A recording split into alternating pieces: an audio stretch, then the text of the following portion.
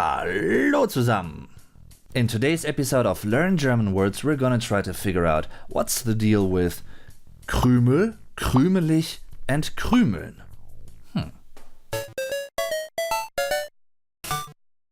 As you can easily tell just by looking at these terms, they seem to be related.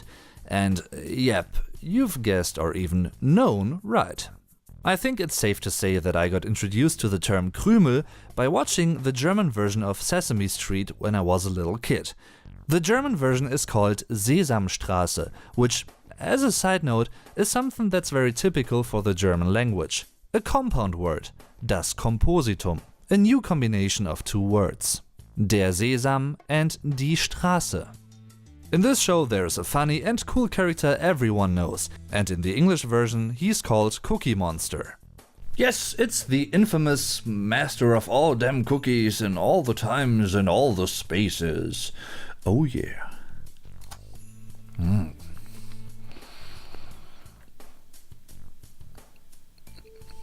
His German name is Das Krümelmonster, and while the second half, Das Monster, is similar to the English term monster, the term Krümel isn't a direct translation of cookie. The German equivalent to cookie is der Keks. However, Krümel translates to crumb or crumbs, because you'd usually use the plural form in English. In that sense, the English Cookie Monster has a slightly more neutral or even friendly term, or name, because Krümel might even be associated rather negatively, even though many people like to have cookies because, you know, cookies. They might not like to have many Krümel on the table or on the floor. Anyway, I like the Krümelmonster, regardless of how people refer to him and what they think of him and all the cruel things they say.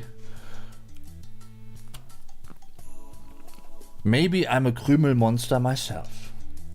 So what's the deal with the other mentioned terms, krümeln and krümelig? Some of you who might not be all that new to the German language might have already noticed the endings of those terms and what they refer to typically. Krümeln is a verb. Ich krümel or krümele. Du krümelst. Er, sie, es krümelt. Wir krümeln. Ihr krümelt. Sie krümeln.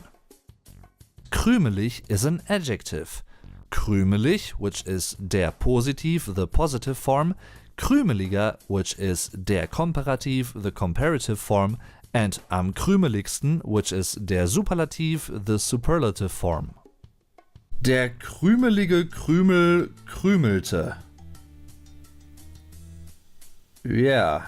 It's a totally weird sentence and no one would say this ever, but it might be a good opportunity, a good way to memorize all words and what they mean, I don't know. I just came up with it. As you can see, the adjective krümelig can also be inflected, meaning changed according to the grammatical case and the structure, the context in the sentence. And the same is true for verbs, obviously. They can be conjugated. Krümelte is a conjugated form of krümeln in the third person singular, Präteritum, the German simple past, indicative mode, active.